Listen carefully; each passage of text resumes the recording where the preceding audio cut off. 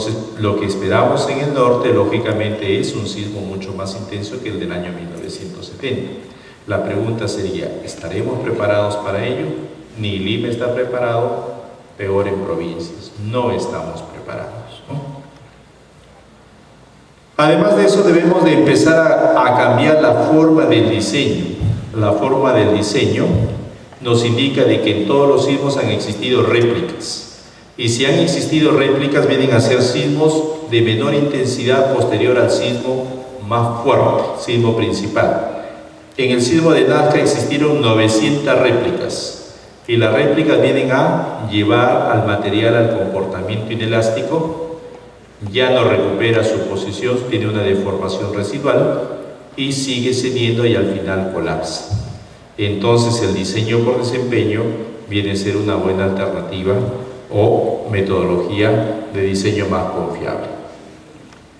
La construcción, ¿no? La construcción también tenemos gravísimos problemas, ¿no?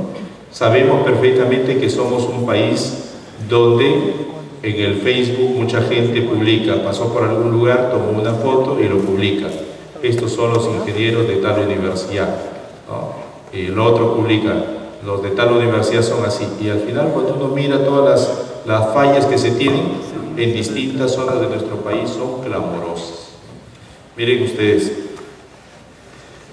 esta viga debe de descansar en una columna y lógicamente en un pórtico viene a ser la zona segura ante sismos. Sí lo han colocado zona segura ante sismo, pero esto no es columna, esto es muro.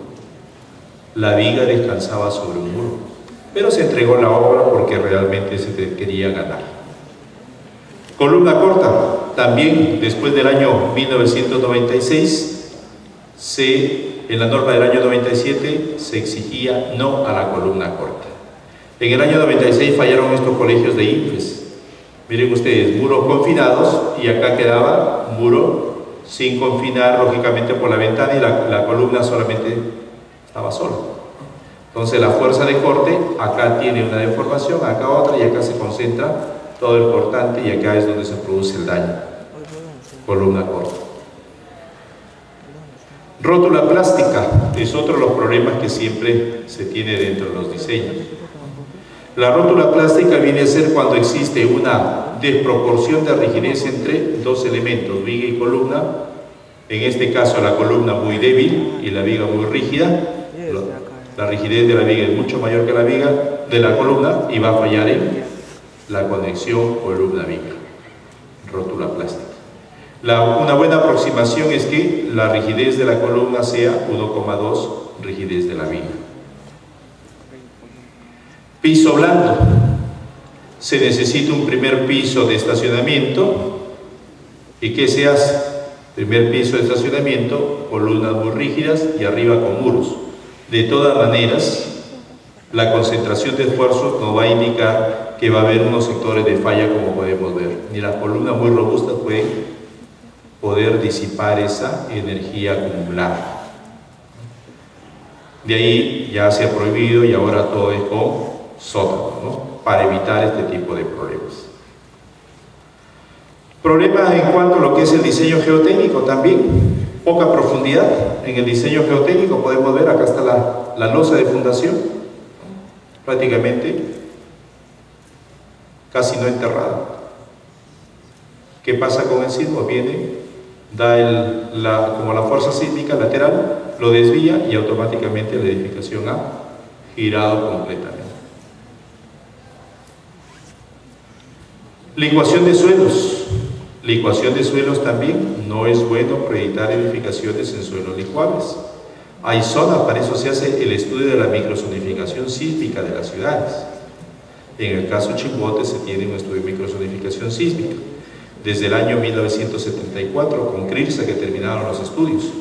Han pasado muchos años y uno cuando regresa a Chimbote ve que las zonas licuables se han construido. ¿No? Entonces, la pregunta es, el estudio se realizó, pero las autoridades la desconocen o de repente no la quieren poner en práctica. Esos son los problemas también que tenemos, malas autoridades. Licuación de suelos. No somos países industrializados como el caso del Japón. En el Japón ocurrió este sismo en el año 1995, ¿no? Y miren ustedes, ¿no? Un edificio militar, fallas en este piso, los primeros pisos, normal, esta torre estaba normal. En el Japón dicen, no, todo es una reconstrucción total. Demolición de la edificación y reconstrucción. Nosotros hemos tenido el último sismo en la ciudad de Pisco en el año 2007 y hasta este momento la reconstrucción sigue en proceso. Miren ustedes, han pasado 8 años y seguimos todavía en esa misma línea, ¿no? Entonces, si no somos países industrializados, tenemos que formar mejores ingenieros civiles que en dichos países.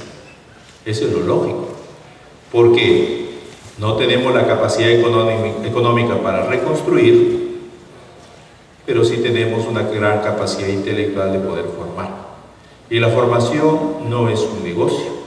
Eso hay que tenerlo en cuenta. Nosotros que ejercemos la docencia universitaria sabemos que la formación universitaria es una altísima responsabilidad. Acá no se está formando un plástico determinado o un cartón. Acá no se está formando eso, porque si falló no hay problema, la producción falló y se va a reemplazar. Acá no se puede reemplazar. Se formó una persona mal para toda la vida. Entonces, mis amigos, ¿no? Siempre les recomiendo a mis estudiantes, si les enseñan mal, exijan el cambio a sus profesores. No se queden callados, porque realmente el futuro de ustedes está en juego. De ninguna manera, un buen profesor es aquel que es el facilitador en cuanto a las calificaciones, ¿no? Un buen profesor es aquel que enseña bien y exige bien. Eso es lo correcto que se tiene que hacer, ¿no? Entonces, la formación universitaria tiene que ser una tarea prioritaria dentro de nuestro desarrollo nacional, pero al mismo tiempo con muchísima seriedad. Si no, no vamos a avanzar de ninguna manera. Gracias a Dios que se tiene este proyecto de la acreditación. Ojalá que las universidades nuestras se acrediten, no con la acreditadora nacional nada más, sino con las acreditadoras internacionales las más exigentes del mercado mundial, para estar a la par con los países industrializados. Solo así podremos avanzar. Pero si no llegamos a ese nivel de acreditación, lastimosamente no vamos a avanzar de ninguna manera, ¿no? Miren ustedes, desde que llevamos los cursos de estática, resistencia y materiales, cuando llegamos a resistencia y materiales, siempre el profesor en todos los capítulos indicados acá nos habla de dos condiciones que pueden llegar a la falla. Una de ellas es la condición de resistencia, que está relacionada con los esfuerzos, y otra es la condición de rigidez, que está relacionada con las deformaciones. Lo mismo en las edificaciones.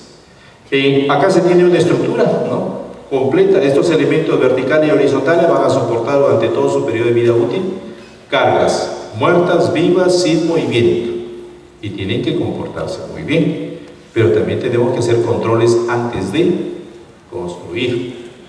Miren ustedes, esto viene a ser todo el esquema que nosotros tenemos que seguir en un proyecto estructural.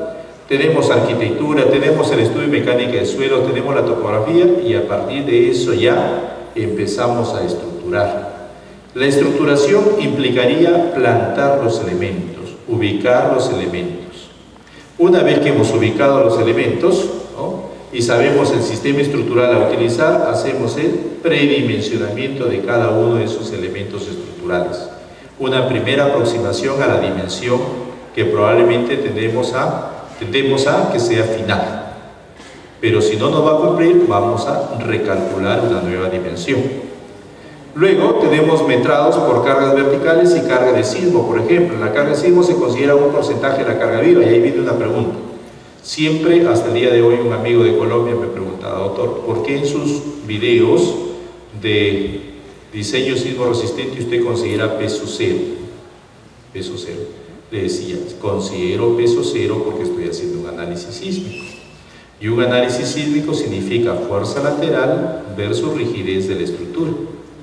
Entonces, si yo ya tengo la fuerza lateral que ha sido obtenida a través de la carga muerta y de la carga viva, ya no debo de incluir un peso, porque si yo le incluyo un peso estaría haciendo sismo más carga muerta y estoy interpretando como si fuese sismo, y eso no es correcto. Lo que voy a hacer con el peso es considerarlo para él diseño estructural dentro de mis combinaciones de cargas. Ahí sí, en las combinaciones de carga voy a tener que hacer mis envolventes, ¿no?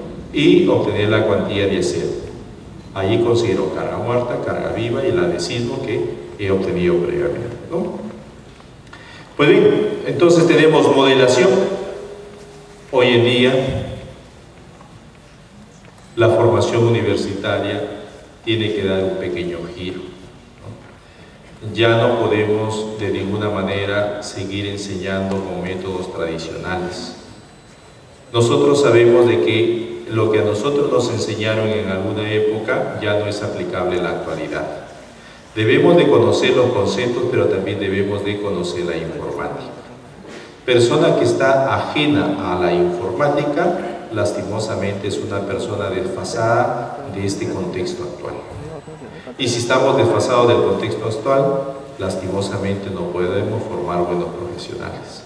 La modelación hoy en día, vaya usted a cualquier oficina de proyectos, no se hace manualmente, ningún cálculo manual se hace, todo es informático. Lo mínimo son hojas de Excel, lo mínimo, y lo correcto es utilizar un programa potente para poder hacer un buen diseño. Lógico que para eso tienes que saber todo el procesamiento de la información, cálculo manual, para que luego empieces a ser un poquito más experto.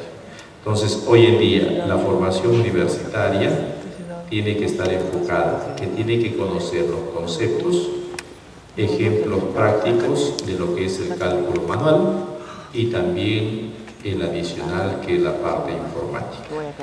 Si el estudiante sale de la universidad y no conoce un programa estructural, lastimosamente es una persona que no puede trabajar en ninguna oficina de proyectos. Entonces la universidad le está cortando esa posibilidad a los jóvenes de poder seguir creciendo. No podemos ser ajenos a esa realidad. La informática nos ha invadido y debemos de modelar, analizar. Luego hacemos los controles de carga vertical y control de carga lateral. Si nos pasa, diseñamos, y si no, regresamos a la estructuración. ¿Qué controles debemos de hacer? Primer control, capacidad portante. ¿Qué entiendo por la capacidad portante? Resistencia del terreno. La resistencia del terreno ahí tenemos para los diferentes perfiles de suelo. Ahora en la norma 2014 podemos ver de que tenemos 4 perfiles de suelos. Se ha agregado un S0. S0 viene a ser roca dura. S0 es conocido como roca dura. Capacidad portante y resistencia al terreno. ¿Cómo lo voy a obtener? Estudio mecánica de suelos. Y debo de comprobar como el peso total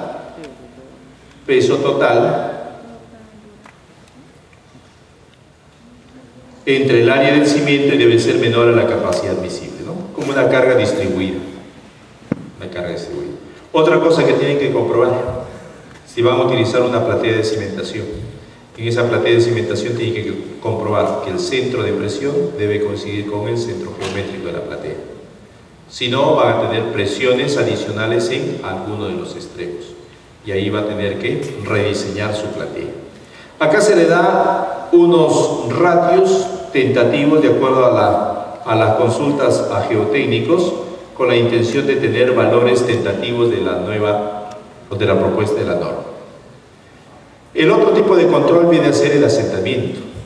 Dentro del asentamiento tenemos dos, tolerable y diferencial. El asentamiento tolerable viene a ser una cohesión molecular, significa que va a ceder el edificio y se va a asentar una magnitud. Esto se llama asentamiento tolerable y se obtiene a través de la incorporación de un balasto vertical. El balasto vertical lo vamos a obtener del estudio de mecánica de suelos. Acá está la relación con la cual vamos a calcular el asentamiento tolerable y tiene que ser menor del asentamiento tolerable del estudio de mecánica de suelos. Al mismo tiempo se da acá una tabla para los perfiles de suelo de la norma 2014, asentamientos tolerables y balasto vertical. El otro tipo de asentamiento viene a ser el denominado diferencial. El asentamiento diferencial está dentro de la norma de suelos y cimentaciones. Dentro de la norma de suelos y cimentaciones nos indica el asentamiento que se va a producir en un punto, si es diferente de otro punto del mismo pórtico, debemos de comprobarlo para evitar de que pueda existir una pérdida de estabilidad futura de la estructura. Entonces, este ángulo alfa, conocido como desviación angular, como es pequeño, la tangente es equivalente al ángulo y es la diferencia de asentamientos entre la longitud menor al alfa admisible de la norma E050.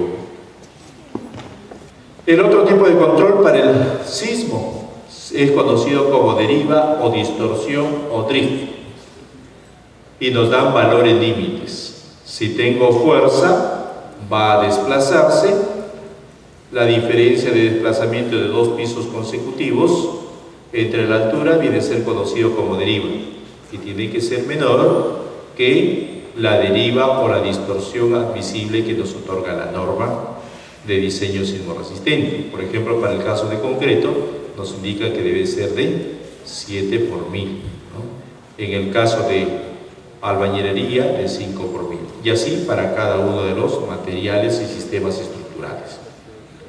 ¿Qué es lo que nos dice la norma en el análisis estático? Análisis estático. Primeramente debemos de conocer algunos criterios para poder modelar correctamente. Uno de los comportamientos importantes de las losas viene a ser el concepto de diafragma rígido. Diafragma rígido implica que el movimiento de todos los nudos depende del movimiento del centro de masa. ¿Por qué? Porque la fuerza se aplicará en el centro de masa. La fuerza se tendrá que aplicar en el centro de masa. Cuando va a tener esta fuerza en el centro de masa, va a transmitir los movimientos a cada uno de los nudos y lo que tiene que conocerse es que estos centros de masa deben de tratar de alinearse por la vertical. Porque si no se van a alinear por la vertical, vamos a tener una torsión en un piso diferente a la torsión de otro piso muy abismal y lo que se van a producir son daños en los elementos de corte. Llamamos elementos de corte columnas, muros, placas. Brazo rígido, conexión columna-viga. Acá tengo el brazo rígido, al final también. De lo que se trata es que el modelo matemático sea similar al comportamiento real. De eso se trata. Eso implicaría que en el diseño sismorresistente siempre tendemos a aproximarnos a un comportamiento el más real posible, ¿no? ¿Para qué se hace estos brazos rígidos? Para que el ángulo de deformación antes de 90 grados sea el mismo posterior a la acción sísmica, siga siendo de 90 grados. Para eso tenemos ahí ese nudo rígido, ¿no? Acá tenemos los valores para las conexiones viga-columna, columna-zapata, si consideramos el balasto. El centro de masa, como tenemos fuerza en X con una excentricidad, vamos a tener grados de libertad, tanto en X como en Y. Los grados de libertad que nos indican para el centro de masa son desplazamientos en X, Y y la rotación en Z. Y las restricciones son desplazamiento por la vertical, rotaciones respecto a los ejes X e Y. ¿Qué es lo que nos está indicando la propuesta de norma? La propuesta de norma fue publicada en febrero del año pasado. Ya tenemos más de un año con la propuesta de norma, ¿no? Y en algún momento va a tener que ser aprobada y lógicamente que tenemos que estar preparados para lo que viene. Por lo tanto, la formación ya no debe ir con la norma anterior o la norma todavía vigente, pero que ya está de salida, sino con la propuesta actual que estamos conversando. Acá es bastante claro. En el artículo 451 nos dice que las fuerzas deben estar aplicadas en el centro de masas. Directo. Número 2. Nos dice que para edificaciones ubicadas en la zona sísmica 1, tanto regulares o irregulares, es suficiente con el análisis estático. Número 3.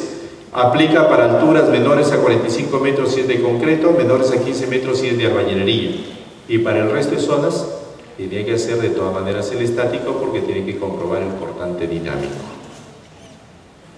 El peso sísmico no ha variado respecto a la norma del 2006. Sigue siendo el 100% de la carga muerta más un porcentaje de la carga viva. 25% para categorías A y B, el 50% para categorías A y B, 25% para categoría C, 25% para techos. En cuanto al periodo fundamental, se han agregado algunas alternativas de sistema estructural.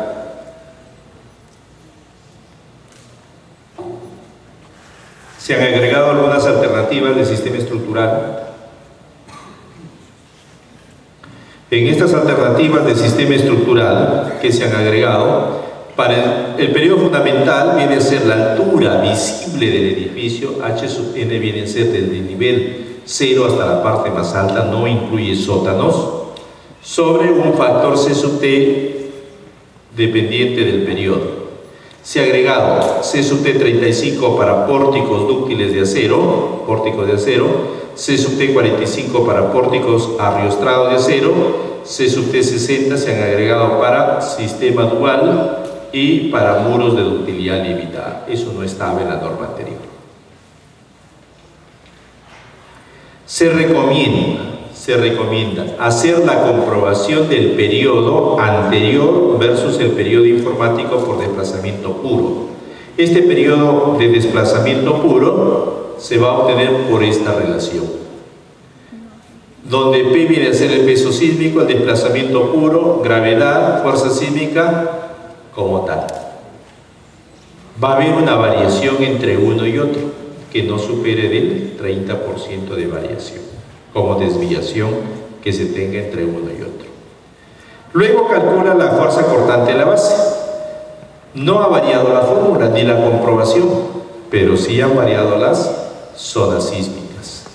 La zona sísmica, por ejemplo, para Lima, antes era de 0,4, ahora es de 0,45.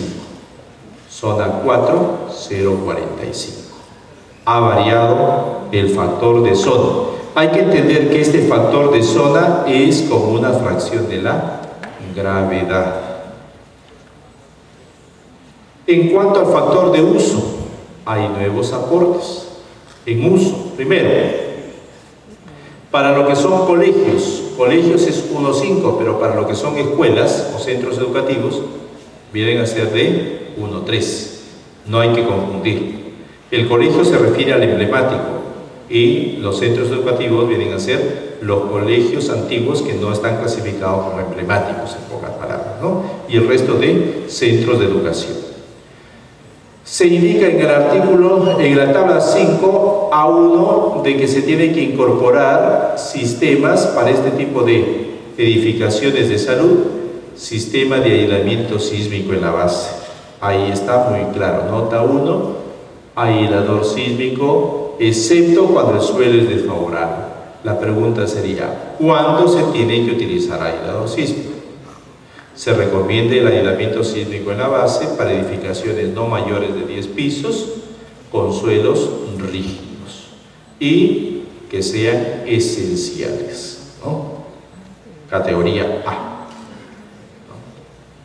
Para lo que son postas médicas clínicas se recomienda disipadores o aisladores, siempre y cuando estén ubicados en las zonas 3 y 4. Si usted se va de Pucallpa a trabajar a Lima y tiene un proyecto ubicado con un suelo intermedio, podría utilizar disipador de energía, ¿no? Podría utilizar, ¿no? Mejor dicho, está obligado a utilizarlo en estos casos, de acuerdo a la norma, en cuanto se apruebe inmediatamente, ¿no? Acá tenemos una edificación sin aislamiento sísmico, con muchos agrietamientos, y una edificación con aislamiento sísmico. La edificación con aislamiento sísmico se va a desplazar como un bloque lateral. Para eso, por eso se llama aislador sísmico, va a tener que estar independiente, porque va a tener un desplazamiento lateral.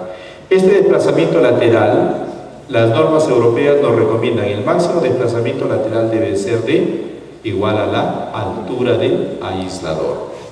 Los fabricantes en nuestro país de CDB, los proveedores, no fabricantes, los proveedores nos indican de que se puede desplazar hasta 4 veces, pero se recomienda 2 veces nada más el desplazamiento lateral, ¿no?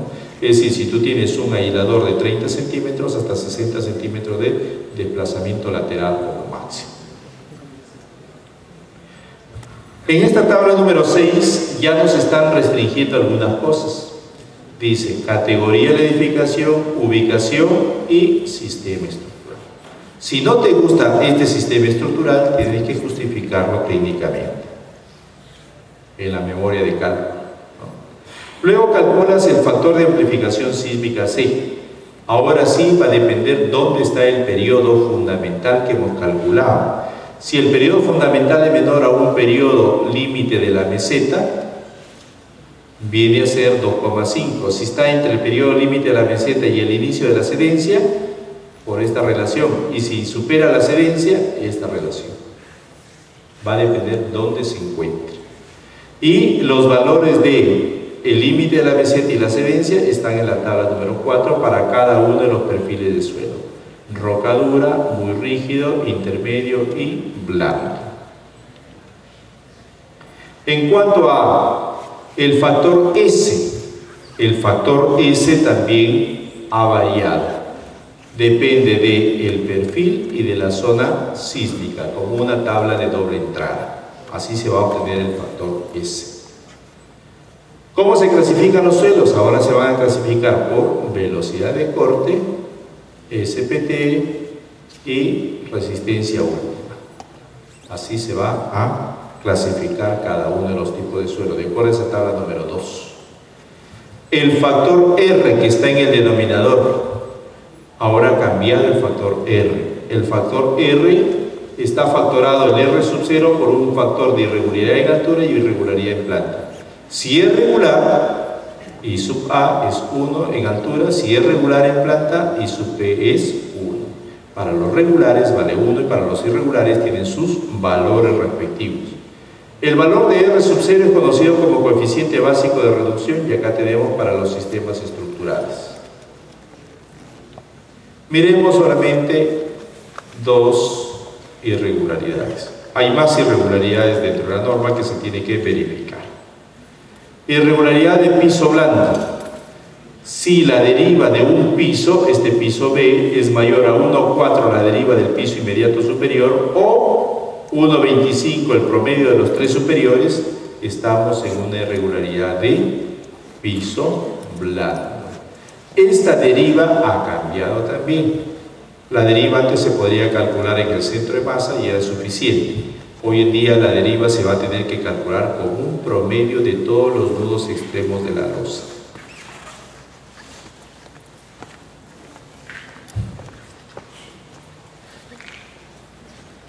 Miren ustedes lo que es piso blando.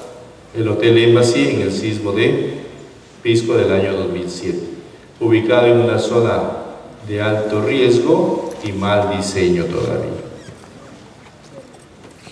Una irregularidad en planta, miremos una irregularidad en planta, la irregularidad en planta de esquina entrante, una de las 5 irregularidades en planta.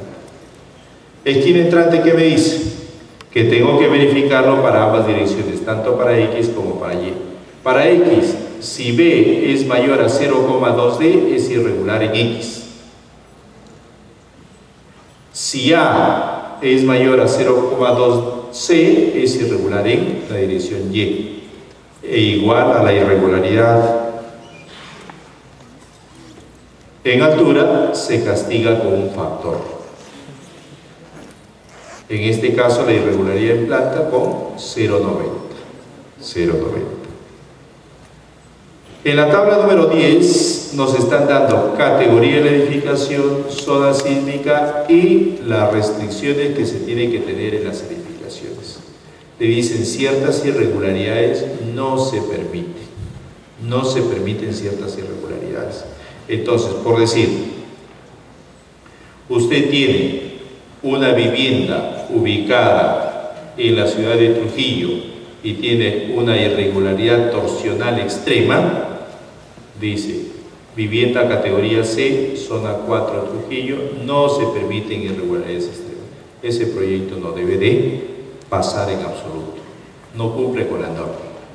Luego, determina la fuerza sísmica por la altura como una fracción de la fuerza cortante en la base. Se ha incorporado acá un exponente K. Este exponente K es igual 1 para periodos menores a 0,5 y mayores a 0,5, toda esta expresión. En cuanto a las derivas, ¿no?, o las distorsiones, como le decía, sigue siendo lo mismo, pero la comprobación se hace con los desplazamientos reales. El desplazamiento real para una estructura regular se tiene que factorar por 0,75 R, y para una irregular se tiene que factorar por 0,85 R. Antes a todas se factoraba por 0,75, ahora ha cambiado regular e irregular.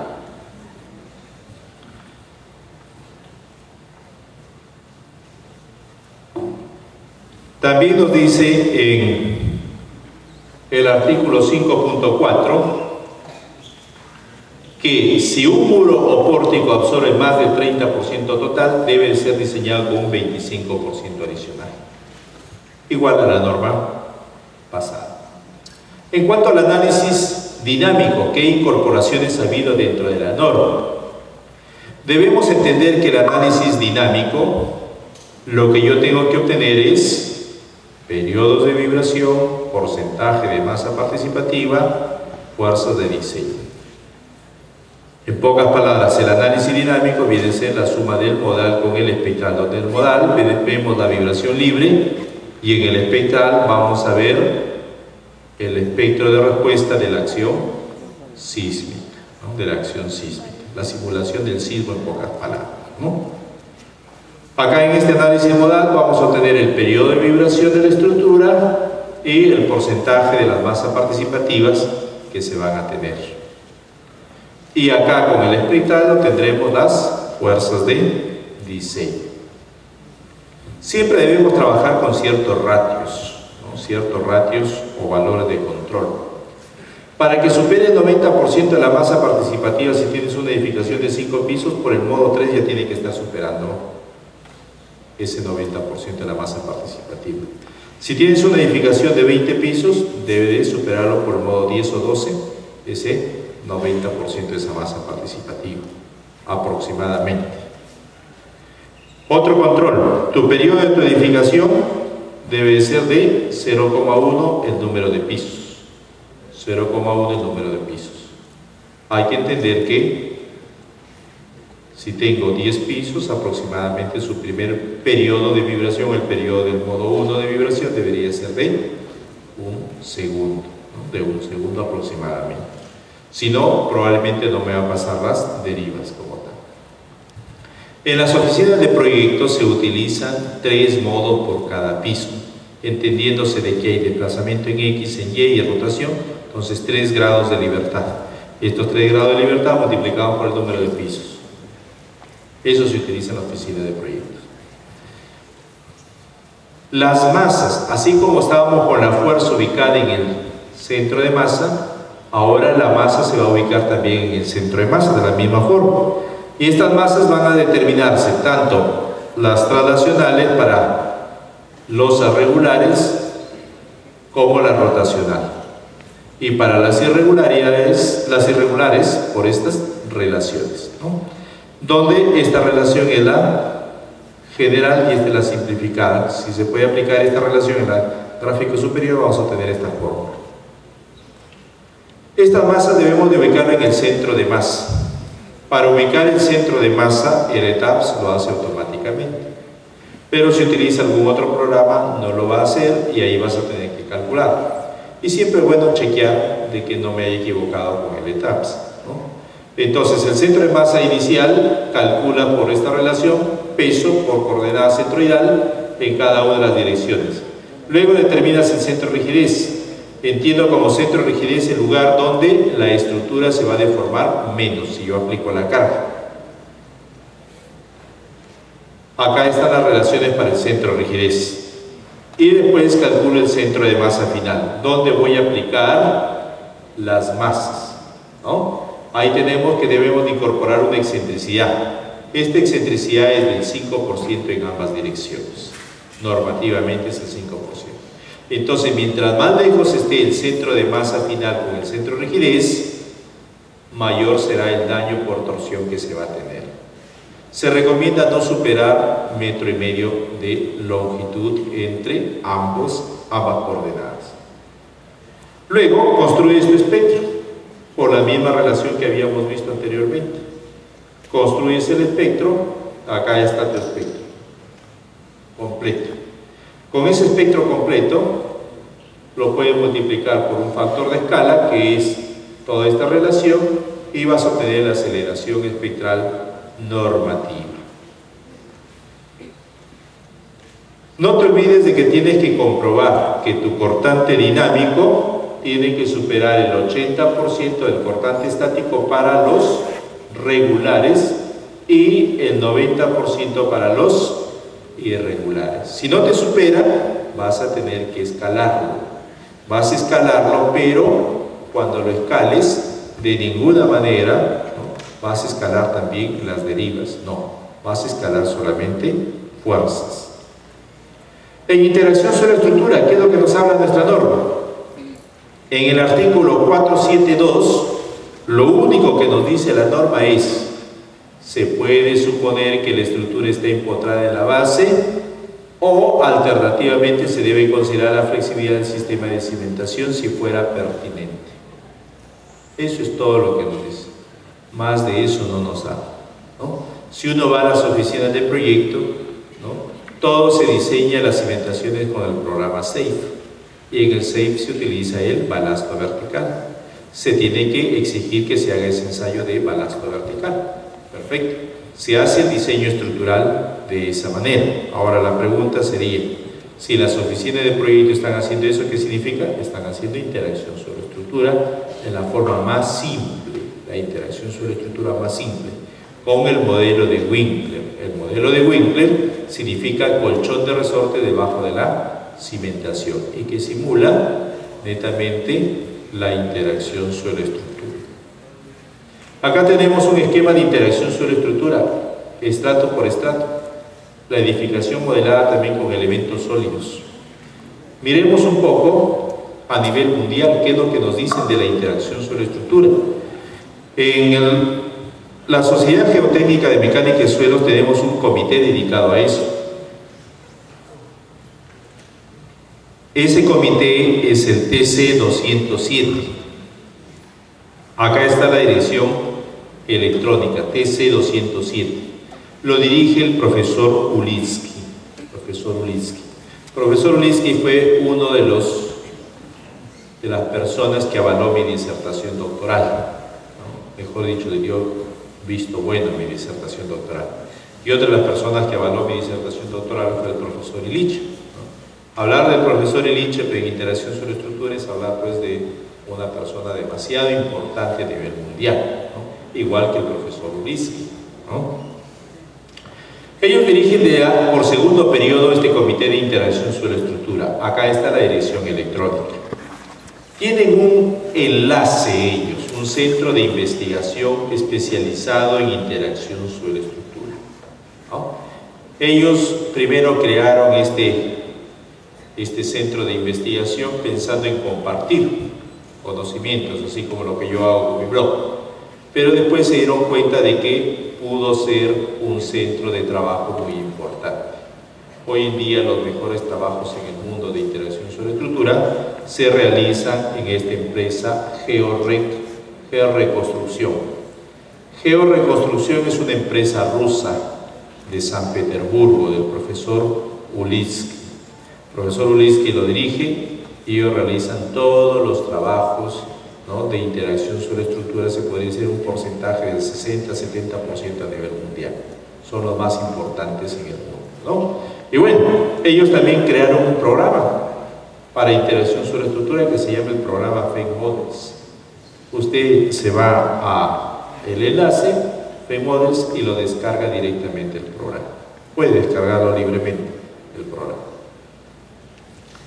Por los años después que yo vine del doctorado, yo gané el premio nacional acá en el Perú en el año 2006, 2007 y 2008.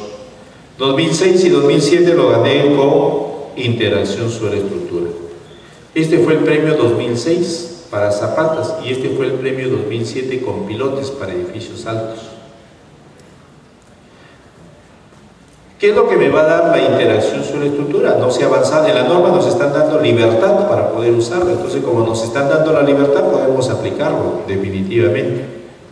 Ya hay por lo menos hay un párrafo, antes no había absolutamente nada. Cuando yo llegué en el año 2005 al Perú, ¿no? Después del doctorado, ¿no? En nuestra norma era todavía del 2003, no había nada, 2006 hizo una mejora, tampoco había nada. Y bueno, en esta sí ya se incluyó por lo menos un párrafo, ¿no? Debido a que las oficinas de proyectos ya lo utilizan, ¿no?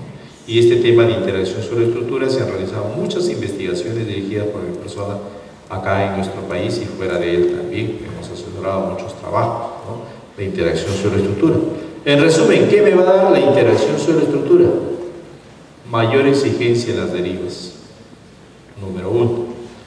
Número 2, si me da mayor exigencia en derivas, significa que el desplazamiento va a ser mayor, con interacción que la estructura empotrada.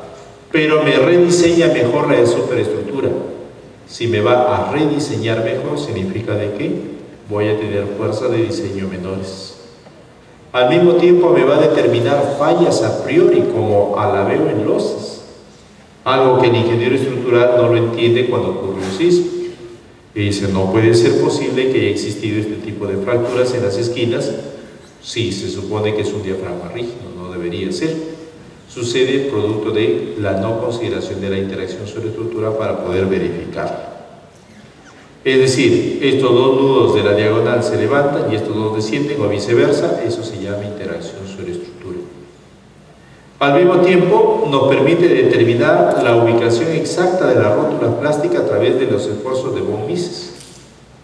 Acá está lo que es la relación entre la rigidez, debe ser mayor de columna con viga para evitar la rótula plástica y se logra lógicamente una optimización estructural. Miremos. Para zapatas, ¿qué se tiene que hacer? Las masas en el centroide, sea cual sea el tipo de zapata, coeficiente de rigidez también en el centroide, infinitamente rígido para que se produzca el volteo, porque si no vas a hacer eso, lastimosamente no estás haciendo interacción sobre la estructura. El cálculo de las masas para las zapatas se va a trabajar como un paralelepípedo rectangular y acá tenemos todas las relaciones de la masa de traslación, de rotación respecto a cada uno de los ejes. Para el caso de la platea se va a diseñar como una lámina rectangular delgada. Las masas de nuevo en el centroide, coeficiente de rigidez y la platea infinitamente rígida. Acá tenemos las masas también que se tienen que determinar para la platea. Hay modelos que ya son calibrados, hemos investigado mucho con distintos modelos. Cuando yo hice el doctorado, hicimos más de 100 modelos para poder calibrarlos, ¿no? Este modelo está correctamente calibrado, el modelo del profesor Barca. El profesor Barca fue un profesor de la universidad donde yo realicé el doctorado, ¿no? Es un científico muy reconocido, ¿no? Y que hizo grandes aportes para lo que es la interacción sobre estructura, cimentaciones con maquinaria. Grandísimos aportes hizo el profesor Barca. Es muy sencillo de interpretar todo el proceso de cálculo. Primero se determina la denominada presión estática, que es la carga acumulada en todo el sector sobre el área de la zapata o el área de la platea con todo el edificio. Luego se determina el balasto vertical a través de la tabla 2.1 de mi texto, o también lo pueden determinar a través del estudio de mecánica de suelos, sin factorar. Luego el factor de subcero. Después determinan cada uno de estos coeficientes C, que son coeficientes de desplazamiento elástico y de lo que es rotaciones que se van a tener respecto a cada uno de los ejes, así como la compresión. Después de determinar, acá tenemos A viene a ser la distancia en X de la cimentación, B la distancia en Y de la cimentación, el área, este viene a ser la presión estática y este ρ sub 0, el profesor Barca obtuvo estas fórmulas a través de ρ sub 0 igual a 0,2, una presión inicial que él dio a cada uno de los tipos de suelos y por eso que nos da esos factores de C sub 0. Y finalmente determinas cada uno de los coeficientes de rigidez.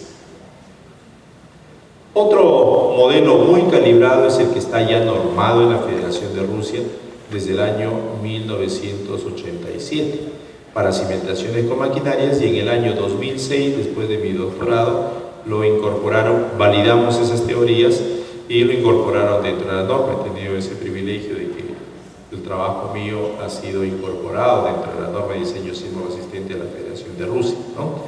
Y bien, entonces acá tenemos que se calcula primero el coeficiente de compresión elástica.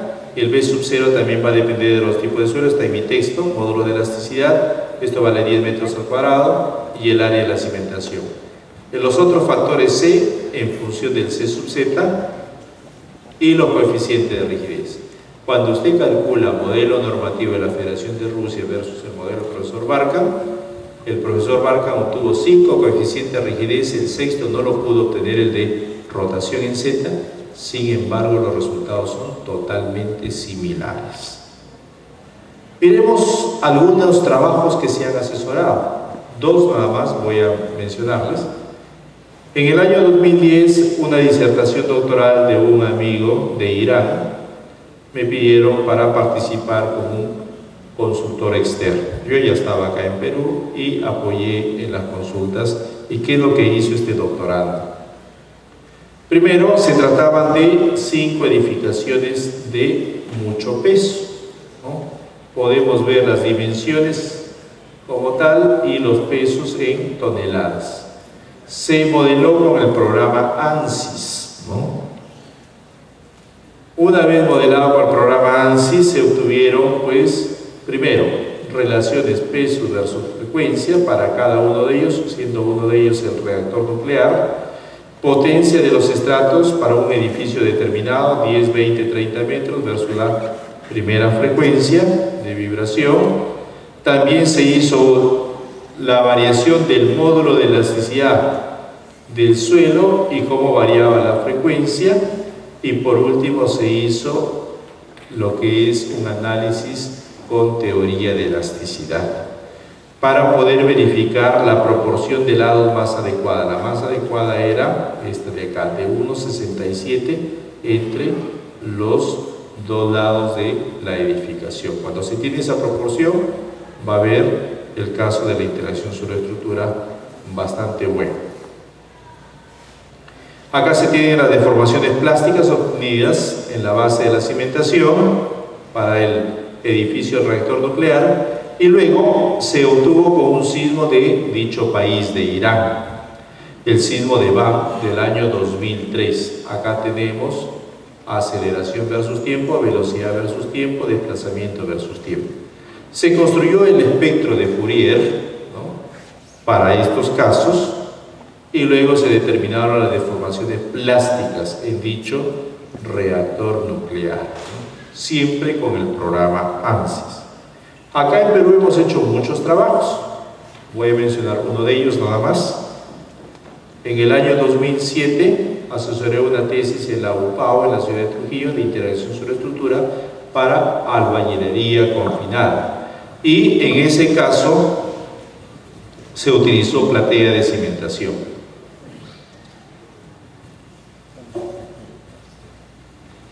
Pues bien, se hizo pues ese estudio con 2 ingenieros, uno de ellos, un ingeniero que está haciendo un buen trabajo en el norte del país y en general en todo nuestro país.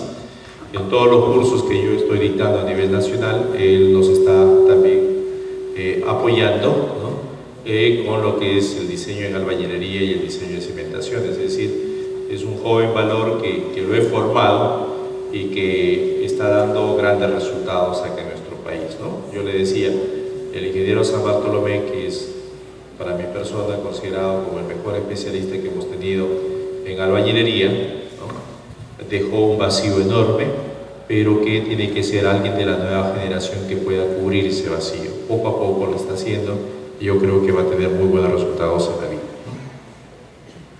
Se obtuvo pues el estudio de mecánica de suelos para un proyecto ubicado en la ciudad de Trujillo. Acá están todas las características físico-mecánicas.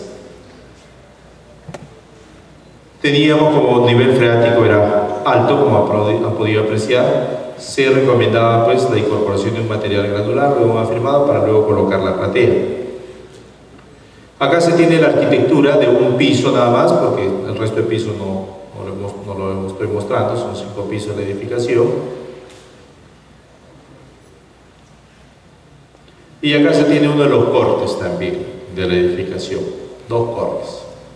Se incorporó la interacción suelo-estructura con todo el grado de libertad. ¿Cuáles fueron o qué aportes se tuvo con esta tesis? En primer lugar, el C sub 0 no lo teníamos. Pedimos al geotecnista, el mejor geotecnista de Trujillo, y él no nos podía hacer ese tipo de ensayo, nos dijo que era imposible.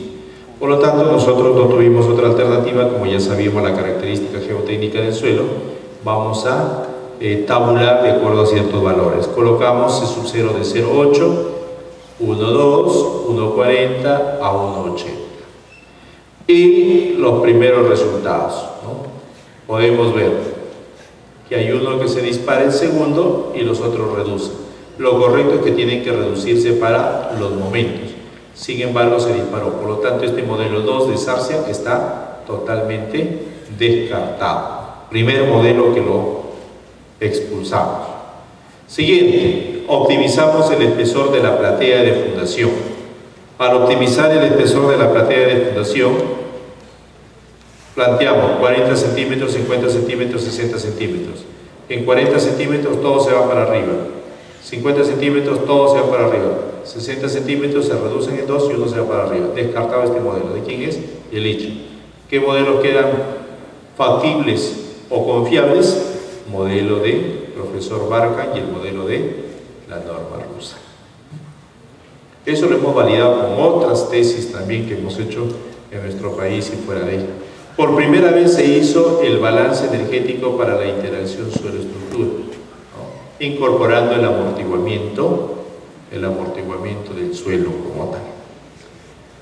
En nuestra norma nos habla de disipadores de energía. En disipadores de energía y para lo que son aisladores nos manda con una norma americana. Pero ¿qué vienen a hacer los disipadores de energía? Vienen a ser tipo arriostres que se van a colocar por la altura de la edificación y que nos van a permitir incrementar el amortiguamiento estructural.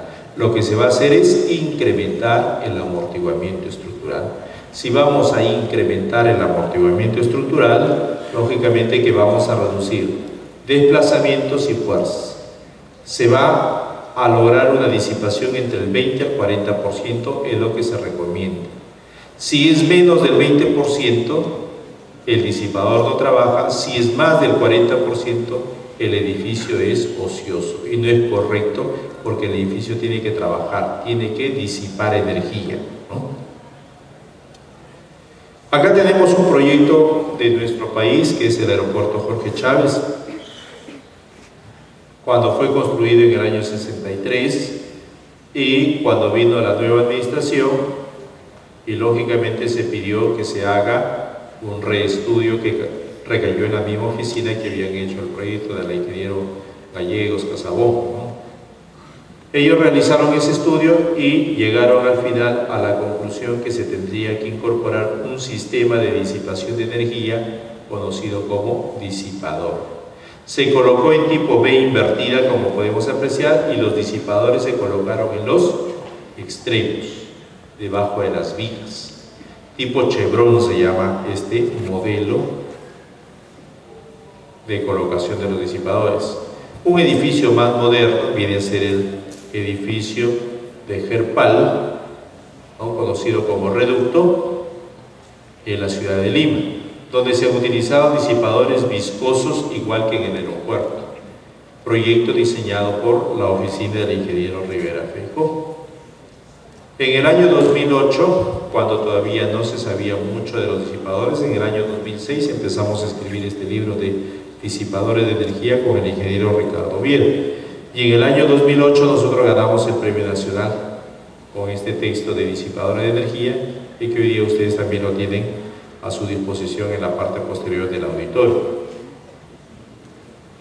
¿Qué es lo que se tiene con los disipadores de energía? Porque es un tema totalmente actual. Todas las oficinas de proyecto trabajan con el texto de mi autoría y de Ricardo Vier, ¿no? Con ese texto se trabaja en todas las oficinas. Se convirtió en un texto muy usado en cuanto a lo que son los sistemas de disipación de energía. Primeramente, el concepto de amortiguamiento. Vemos acá, a mayor amortiguamiento se va a reducir la deformación lateral o el desplazamiento lateral. Es mejor trabajar con registros confiables, registros de tiempo e historia confiables de sismos reales en la zona. Es lo mejor. Si no se tiene, ¿no?, ahí viene un gran problema para construir el espectro de este tipo de disipador. Acá colocamos los disipadores por altura. Disipadores por altura. Y los tipos de disipadores que estudiamos fueron el viscoso, viscoelástico, el de fricción y el de plastificación, con cada una de las características que tenemos, ¿no? ¿Qué es lo que se obtiene? Primeramente, desplazamiento, como ya era entendible, tendría que reducirse. Acá vemos empotrado y acá vemos con disipador. Fuerzas también tiene que reducirse con cada uno de los disipadores. Y al mismo tiempo hicimos el balance de energía. El balance energético, por ejemplo, acá tenemos el disipador por fluencia, acá está con color azul, energía de entrada del sismo, energía que es absorbida por el edificio y por el disipador. Y se hizo el lazo histerético del disipador, donde podemos ver la deformación máxima que se va a tener y la fuerza que va a soportar. Este lazo histerético en el tiempo ha dado una buena relación en cuanto a lo que es el diseño actual, que lo vamos a ver posteriormente. ¿Qué es lo que dice nuestra norma? Nuestra norma nos indica en el artículo 3.9 de que debemos de utilizar la norma americana ASCE 710. Con esa norma americana nos están derivando para que nosotros podamos realizar el diseño de los disipadores de energía. Y bien claro nos dice en la parte final: la instalación de sistema de aislamiento o sistema de disipación de energía deberá someterse a una supervisión técnica de un ingeniero civil, lo que será requisito para que la municipalidad otorgue la conformidad de obra. Hay empresas dedicadas al cálculo de disipadores y aisladores, una de ellas es SDB. Ellos realizan hasta el cálculo estructural, el montaje y la instalación. En el año 2014, basado en que ya la norma se había propuesto, entonces dijimos, bueno, vamos ganándole tiempo a las cosas, ¿no? Con un joven muy hábil en la ciudad de Trujillo, ya es ingeniero, ¿no? Con él se realizó una tesis de disipadores viscosos marca Taylor, que es el mejor disipador a nivel mundial, ¿no? Muy calibrado, muy bueno, confiable, como tal. Pues bien, trabajamos con ese tipo de disipador. Miren lo que hicimos, ¿no? Primero, lógicamente, se tiene que hacer una revisión. El viscoso va a depender de velocidad. Viscoelástico, velocidad y desplazamiento. En cambio, el de plastificación y fricción solamente de desplazamiento, según la misma norma que nos indica la norma peruana, la E030.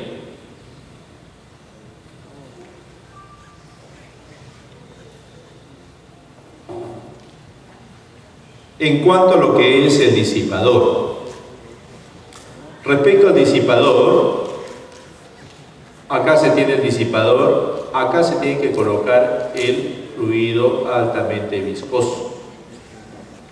Acá tenemos una cámara de estancamiento que nos va a servir para el máximo stroke, ¿no? Para lo que es netamente esa curva histerética que hemos hablado. Y va a trabajar siempre en tracción y compresión, como un arrastre, así como lo que vemos acá. Acá está nada más el disipador. Todo esto es un brazo metálico que tiene que ser diseñado y tiene que haber una buena conexión para evitar la falla por corte que se puedan producir en los pernos. ¿Qué características debo calcular? Rigidez, amortiguamiento y el exponente, que es constante, vale 0,5 para el viscoso. La rigidez a través del brazo metálico y lo que es el coeficiente de amortiguamiento, acá lo tenemos como una sumatoria, lo dividimos entre el número de disipadores y obtenemos de cada uno de ellos, de acuerdo al FEMA. Luego vamos a obtener este factor de reducción de respuesta B, que es la deriva máxima sobre la deriva objetivo. Esa deriva objetivo lo vamos a obtener a través de la tabla de la metodología de Hasus. Con esa tabla, dependiente del tipo de sistema estructural que vamos a tener, ¿no? Alturas, dimensiones, ahí vamos a obtener el valor de la deriva objetivo. Luego calculamos el amortiguamiento efectivo, acá está, donde esto vale el 5%. Este B es conocido. Restamos el 5% y obtenemos el amortiguamiento denominado viscoso. Como les decía, se tiene que hacer a través de la metodología de desempeño. ¿Por qué la metodología de desempeño? Vas a tener, de acuerdo a nuestra norma, sismo raro, y si es un hospital tiene que quedar totalmente operacional. Si es totalmente operacional o una vivienda, va a tener que tener seguridad de vida. Pues bien, luego te vas a la relación daño-deriva de la metodología de Hasus y obtienes el valor. Si es moderado, un pórtico, por ejemplo, menor a 7 pisos, de 5,8 sobre 1000. Todos estos factores también están en la traducción al español, lo hemos hecho con un joven de Arequipa, ¿no? Y que están en un CD que está en la parte posterior de lo que son netamente tesis asesoradas por mi persona. Ahí pueden ir a verlo, lo que es netamente la tabla, pero ya traducida. Hemos trabajado con él de esa forma. La curva histerética tiene que ser evaluada. Esta es la curva histerética normal, para el alfa 0,5 tiene que ser algo similar. Se hizo un proyecto en Chiclayo, una clínica. Tenemos acá, del primer al quinto piso hay disipadores viscosos y en el último piso se ha colocado arriostres metálicos. Tuvimos que escalar. Utilizamos acelerograma del año 2001 y 2007 y hemos tenido que este acelerograma escalarlo al espectro de diseño. Se ha escalado, acá se aproximó al espectro de diseño. Pues bien, calculamos todas las características ya anteriormente indicadas, la deriva máxima, deriva objetivo de acuerdo a la metodología Hasus, resultado de amortiguamiento, ¿no? Y tiene que estar en un rango del 20 al 40%, que es lo lógico. Y acá está la ubicación por la altura, ¿no? La ubicación por la altura, primer piso hasta el último, ¿no? Ubicación por la altura. Luego calculamos la rigidez, ¿no? La rigidez del brazo metálico. Acá tenemos la rigidez del brazo metálico, A son conocidos. Después de determinar dicha rigidez, calculamos el amortiguamiento, coeficiente de amortiguamiento. Acá está. Para este coeficiente de amortiguamiento nos hace falta este lambda, que es un parámetro que se va a obtener por el FEMA.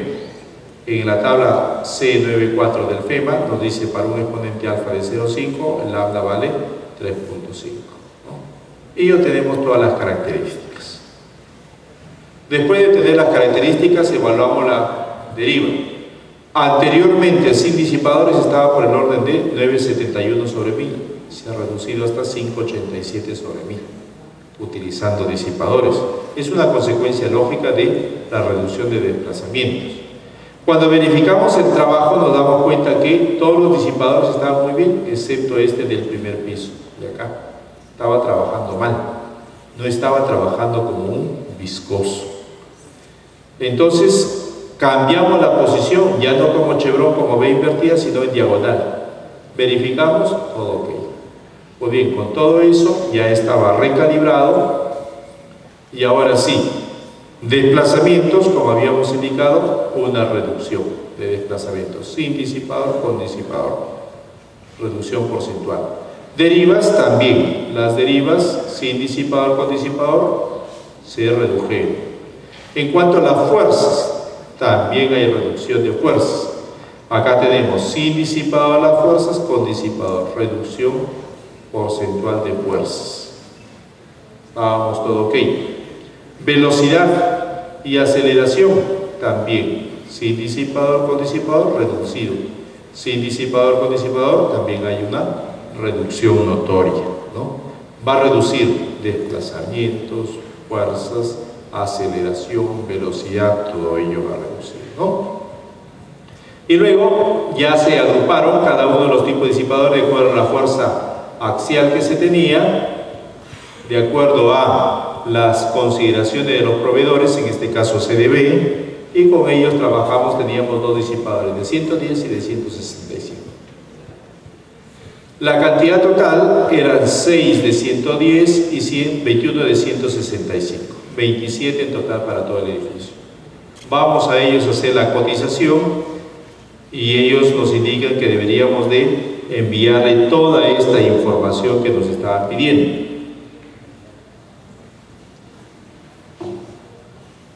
Fuerza máxima no hay problema, coeficiente de amortiguamiento también ya está calculado, exponente velocidad también, máximo stroke que viene a ser netamente la curva histerética, máxima velocidad que lo podemos obtener a través de la fórmula de la fuerza, ¿no?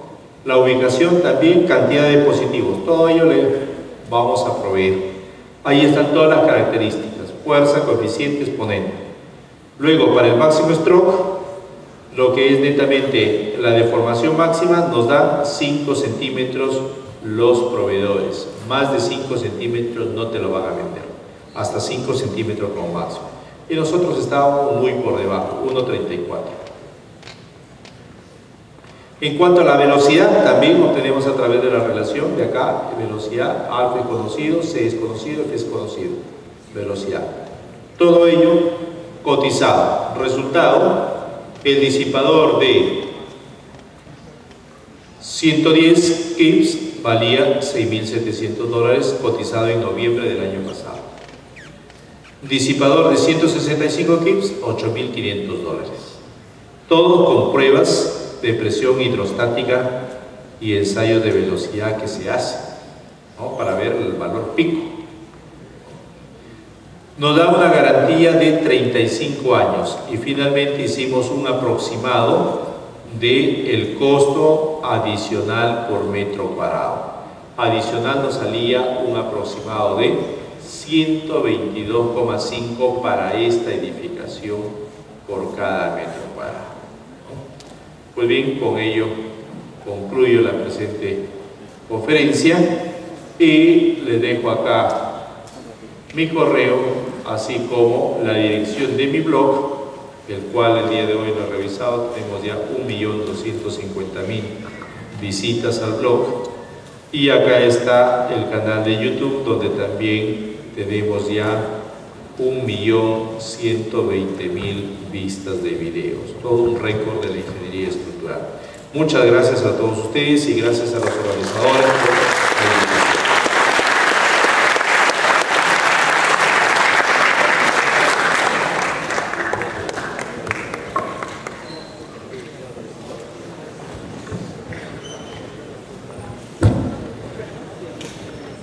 Bien, para continuar con la ronda de preguntas, quiero hacerles recordar que en la parte de adelante se está haciendo la venta de los libros del ingeniero PhD Jenner Villarreal, en el que al adquirirlo su persona puede autografiarlo. Bien, ahora continuamos con la ronda de preguntas. ¿Alguna duda de este tema muy interesante del diseño con la nueva norma del proyecto de norma?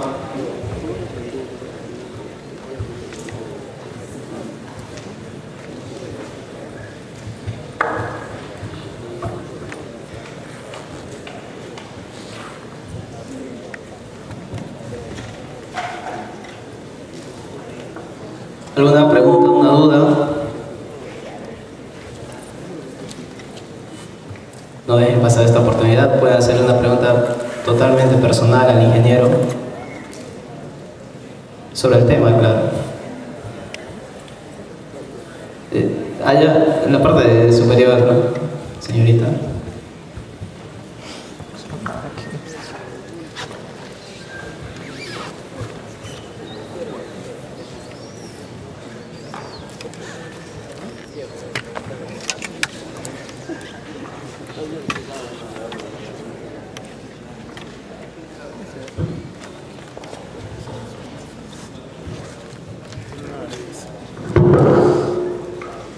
Buenas noches, doctor Jäger, un gusto escucharlo.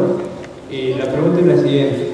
¿Usted cree que en este proyecto de norma sismoresistente 030, en la parte de la cápita donde dice en edificaciones para destinadas a salud debe usarse aisladores, ¿usted cree que la recomendación correcta, más allá de usar aisladores, debe ser con qué grado de daño se debe diseñar? Y la siguiente pregunta es, en cuanto al uso de aisladores, ¿cuál es la recomendación? ¿Usar los aisladores de goma convencionales o los de triple péndulo invertido? Muchas gracias. Bien, en cuanto a los aisladores, ¿no? Para lo que son hospitales, ¿no? La propuesta de norma se basa en el uso del sistema de aislamiento sísmico en la base, debido a que nos van a reducir todos los daños posibles en cuanto a lo que es el equipamiento, ¿no? Entonces, no solamente la estructura, sino en un hospital el equipamiento es muy caro. Se tienen máquinas que hasta valen $1 millón, ¿no? Entonces, unas máquinas, supongamos se va a hacer un estudio de diálisis a alguna persona y va fallado o está descalibrado, esa persona va a perder la vida. Entonces, en un hospital lo que se busca es más que todo evitar, ya no solamente daños, sino también en el equipamiento, ¿no? Entonces, el sistema de aislamiento es un muy buen sistema para poder reducir notoriamente todo ello. ¿Por qué? Porque cuando se tiene cuestiones de derivas, en las derivas la diferencia de desplazamiento que vamos a tener, ¿no? Es ahí donde van a ocurrir los daños en las estructuras y la simulación de un mayor movimiento, ¿no? Que se va a tener, ¿no? Entonces, en una edificación donde tiene mayor deriva, mayor daño, menor deriva, menor daño. Sin embargo, con estos sistemas de aislamiento sísmico, el edificio prácticamente se mueve como un bloque, y al moverse como un bloque, lógicamente que las derivas son prácticamente nulas, mínimas, muy bajas. Entonces el equipamiento no va a tener daños tan grandiosos que se podría decir en cuanto a lo que son las calibraciones. Respecto a la segunda parte de la pregunta, ¿no? Los aisladores van a depender del tipo de ubicación, ¿no? Entonces, por ejemplo, si vas a tener un ascensor, ahí sí podrías utilizar un tipo péndulo, ¿no? Pero si vas a tener una edificación convencional, en el caso del hospital con el aislamiento sísmico, no solamente es en la parte de la conexión con ese tipo de zapata de concreto que se va a tener, sino también adicional a eso se puede colocar a un nivel 0, va a depender, ¿no? Si hay sótanos, puedo colocar el aislamiento a nivel 0, no voy a ir hasta abajo, ahí no va a ser, ¿no? Porque en el sótano, lógicamente, que tenemos solamente presiones laterales y carga vertical, más no tenemos otros tipos de efectos, ¿no? En estos casos, el sistema de aislamiento que es más utilizado a nivel mundial es lógicamente lo que es con núcleo de plomo, ¿no? Goma con núcleo de plomo, ese es el sistema de aislamiento más recomendable, ¿no? Y si se trata de marcas, el de marca DIS es el más confiable a nivel mundial. También, así como el de Taylor como disipador, son sistemas bastante bien calibrados y que nos dan una seguridad muy, pero muy alta, ¿no? Bueno, esa es la respuesta a las preguntas.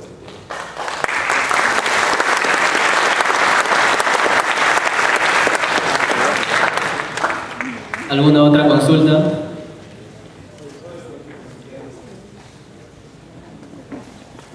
¿Otra duda que tengan?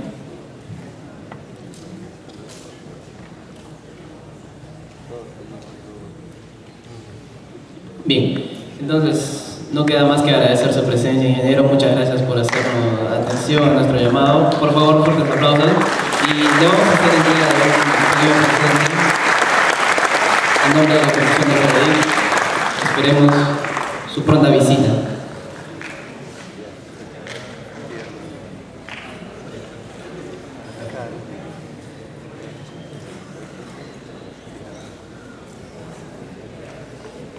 Muy bien, yo solamente quisiera una vez más agradecer a los organizadores. Conozco a muchos de ellos, el año pasado los visité, son personas maravillosas,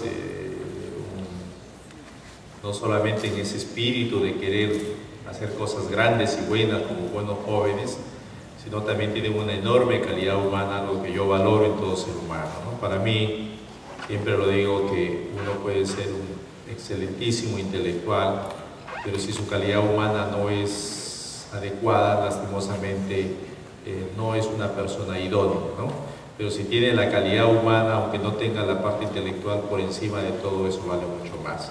Así es que esa enorme calidad, una felicitación a todos los organizadores por esa enorme calidad personal, humana como tal, y a ustedes una vez más las gracias. He venido casi corriendo nada más para dictarle la conferencia y el día de mañana estoy retornando muy temprano.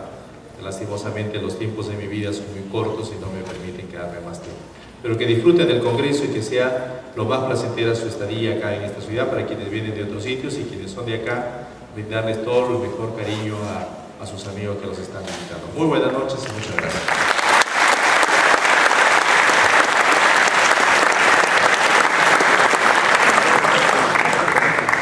Bien, continuando con el programa de esta noche, voy a hacer una invitación a todos los que desean hacer un poco de turismo por nuestra ciudad.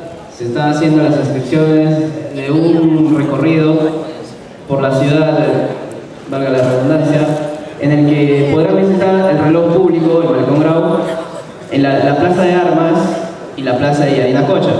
Después pasaremos a un lugar donde podemos consumir tragos exóticos de la Amazonía y terminando en un local, una discoteca nocturna que se llama Antigua. Recordemos que en la parte del ingreso al auditorio podrán comprar los libros del ingeniero PhD Yeder Villarreal, él los puede autografiar. También están las inscripciones de los cursos del ingeniero Máximo Villón, del ingeniero Walter Castillejo y la inscripción para la Copa Foreign. Los polos también están a la venta en la parte del ingreso. Muchas gracias por su presencia. Con eso concluimos. El concurso de ponencias es a las 9 de la mañana en la sala de reuniones, acá en el mismo auditorio. Muchas gracias por su presencia. Mañana los esperamos. Gracias.